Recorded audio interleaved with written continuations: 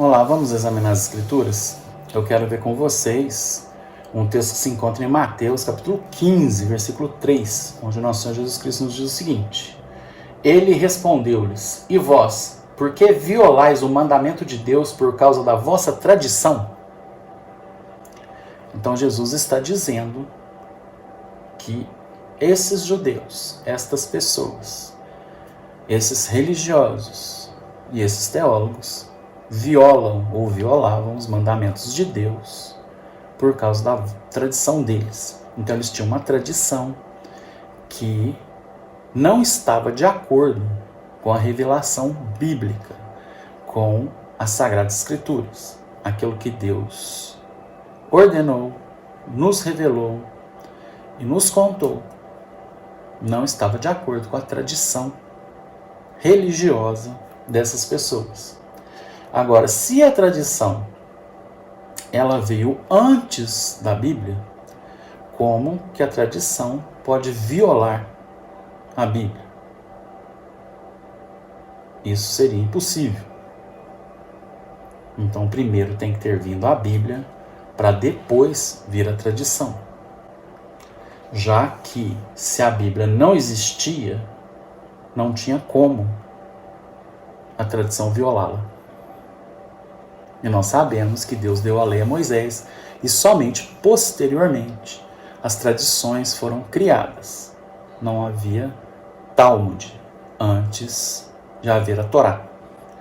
Logo, nós percebemos que o argumento de que a tradição é que nos trouxe as Escrituras, ou que as Escrituras foram reveladas pela tradição, é um sofisma e é pura falácia. Não é assim. Nunca foi. Nem no Antigo Testamento, nem no Novo.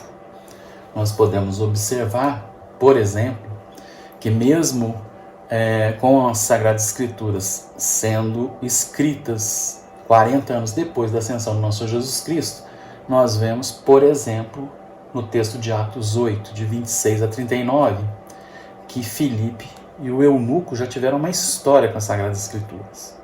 O eunuco está a caminho e está numa carroça, está lendo o profeta Isaías, e aí Filipe, porque o Espírito Santo o leva lá, pergunta para ele se ele entende o que ele está lendo. Ele fala assim: mas como que eu posso entender se não tem quem me explique, quem me ensine? Aí Filipe o ensina, e eles estão lendo o profeta Isaías, capítulo 53. O eunuco pergunta para ele se o profeta estava falando dele mesmo ou de outra pessoa. Filipe explica o texto para ele. Depois ele é batizado e Filipe desaparece, porque o Espírito Santo tira Filipe dali e leva para outro lugar. Assim nós vemos que a exposição que Filipe está fazendo não é uma tradição. A exposição é das Sagradas Escrituras. O próximo texto que nós podemos observar são os discípulos no caminho de Emaús. Lucas capítulo 24, versículo de 13 a 27.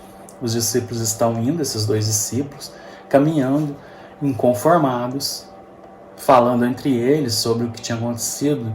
Eles aguardavam que Jesus fosse o Messias, mas ele morreu e ele foi crucificado, ele foi torturado, e eles estavam tristes e decepcionados e sem entender absolutamente nada daquilo. E Jesus começa a caminhar com eles, sem que eles o pudessem reconhecer.